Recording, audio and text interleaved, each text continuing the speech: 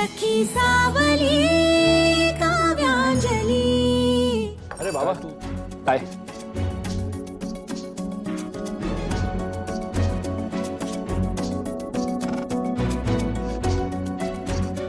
अंजली कुठे आई? मला काय माहित? म्हणजे मी काय प्रत्येकाला आता आमंत्रण देत बसू का जेवायला येण्याचं?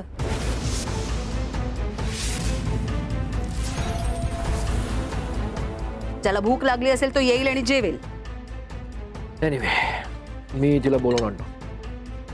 अरे भाऊला सांगतो मी, तो आणेल तिला बोलव। हां नाही नको, मी बोलवतो। अरे जेवणाच्या ताटावरनं उठू नकोस प्रीतम।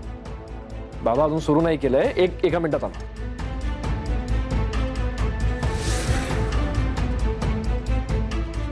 अंजली का नाही आली जेवायला? काय झालं? सांगावं तेवढं थोडंच आहे। जाऊ दे, तुम्ही जेवा।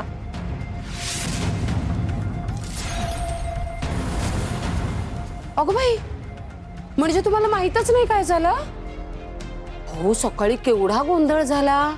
म्हणजे त्याचं काय झालं माहित? एक मिनिट।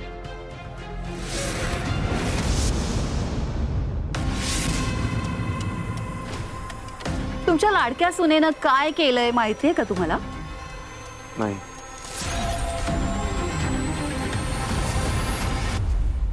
आपल्या घरातले दागिने कोणालाही काही न विचारता तिने परस्पर कोणाला तरी देऊन टाकले।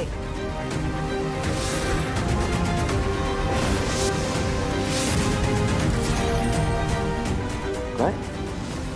पण कोण होती कोणती माणसं? कोण माणसं होती, कसलं कर्ज, काय काहीही माहिती नाही। किती वेळा विचारलं तिला तर सांगायलाच तयार नाहीये ती।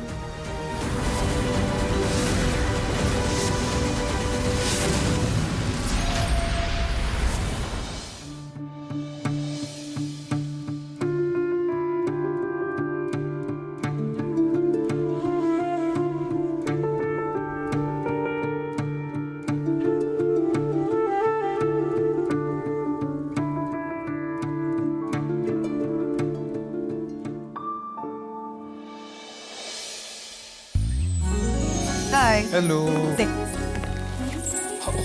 कसा होता आजचा दिवस? खूपच हेक्टिक होता यार.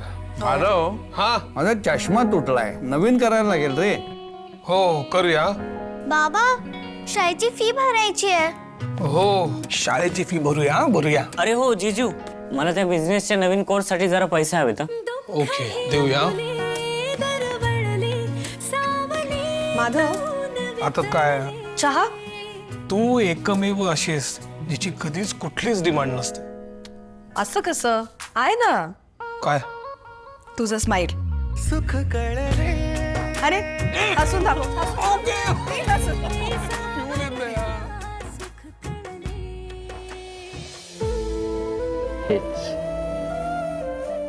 हेच हवंय मला तुझ्या चेहऱ्यावर आयुष्यभर।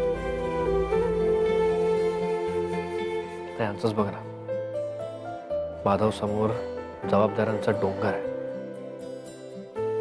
अनेक प्रॉब्लेम्स आहेत, पण मिथिला सारखी एक सपोर्टिव्ह लाईफ पार्टनर असताना त्याच्या सगळ्या प्रॉब्लेम्सना ओव्हरकम करण्याचं बळ त्याला मिळतं। ह्यालाच म्हणतात ना सुखाचा संसार।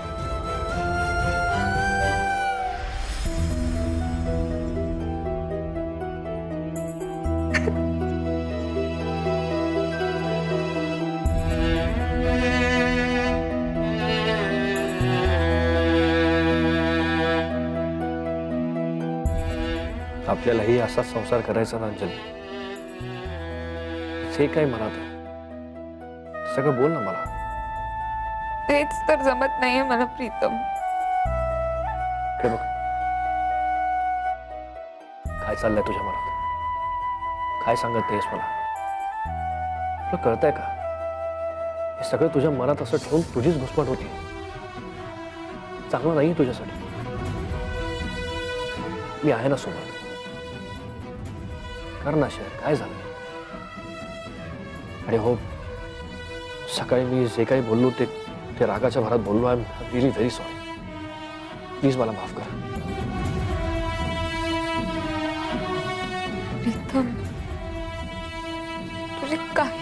नाहीये तू प्लीज सॉरी नको बोलू. मी तुझ्याशी सगळं शेअर करावं अशी तुझी अपेक्षा असणारच, पण यावेळी मला माफ कर प्लीज. मी तुला काहीच सांगू शकणार नाही. तू असं काय करतेस अंजली? आपण जेव्हा बेस्ट फ्रेंड्स होतो आपण प्रत्येक गोष्ट शेअर करायचो ना सोबत. अगं आता आपण बेस्ट फ्रेंड्सच्या पुढे आपण लाईफ पार्टनर्स आहोत अंजली. उलट आता आपण प्रत्येक गोष्ट अजून शेअर केली पाहिजे ना. आपल्या आयुष्यात आपल्या वाटेला जे काही येतं चांगलं वाईट त्या प्रत्येक गोष्टीला आपण एकत्र सामोरं जायचं ना. जे काही प्रॉब्लेम्स असतील त्याला आपण एकत्र मिळून फेस करायचं की नाही. मी जे काही बोलतोय तुला पटतंय का?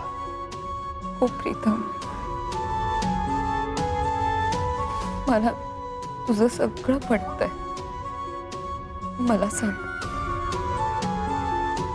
तुझा माझ्यावर विश्वास आहे? कोस आहे, स्वतःपेक्षा जास्त आहे. पण मी पुन्हा एकदा सांगतो, जे काही सकाळी बोललो त्यासाठी खरंच I am really very sorry. असं होऊच शकत नाही. माझा तुझ्यावर विश्वास नाही. थँक्यू. आणखी एक विचारू, तुझं माझ्यावर प्रेम आहे ना? काय प्रश्न आहे? अर्थात माझं प्रेम आहे तुझ्यावर. जीवापाड प्रेम आहे आणि कायम असेल. काहीही झालं, कितीही प्रॉब्लेम्स असले तरी बरेच तोवर तुझ्यावर प्रेम करणं सोडणार नाही. कळलं?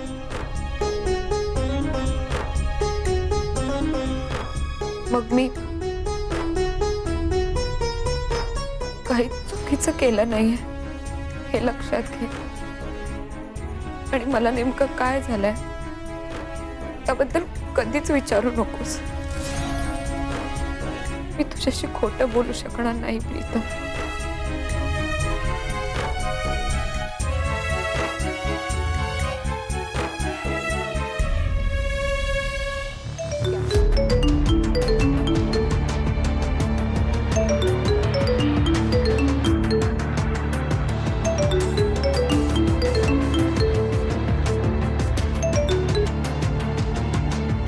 नमस्कार, बोला. काय काका, आज कुठे पैसे उडवताय? गोवा की आणखी कुठे? हॅलो. काय नाही, एवढं वय झालं तरी नको नको ते नाद लावून घेतलेत ना स्वतःला. कोण बोलतोय? आणि ही काय पद्धत झाली बोलायची? हो, सॉरी सॉरी सॉरी, राग आला. काय ना काका, तुमचा पोरगा क्रेडिट कार्ड वापरून वाटेल तसे पैसे उधळतो. आम्हाला वाटलं तुम्ही पण तसेच. अच्छा, तुम्ही आहात ते? हा, मीच तो रिकव्हरी एजंट. आता यापुढे असंच होत राहणार. तुमच्या पोरानं क्रेडिट कार्डचं बिल वेळेत भरलं नाही, आता तुम्हालाही फोन येत राहणार. घरातील सगळ्यांना त्रास होणार. हे बघा, तुम्ही ते शांतपणे बोलू. शांतपणे बोलून समजावून झालंय काका. आता असे फोन करून सुद्धा तुमच्या पोराला जर पैसे भरायची अक्कल येत नसेल तर पुढच्या लेवलला जायला लागेल आम्हाला. तेव्हा काय करू ते सांगता येणार नाही. तेव्हा जे काय करू त्याची तयारी ठेवा म्हणजे झालं. ठेवा आता फोन.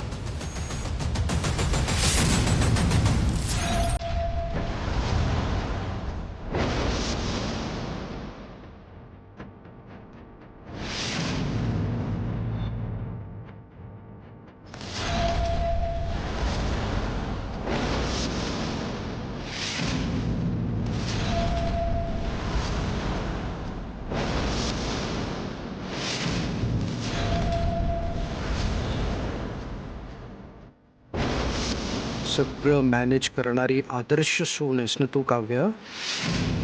आता या इमेजचा कसा कचरा करतो मी ते बघच.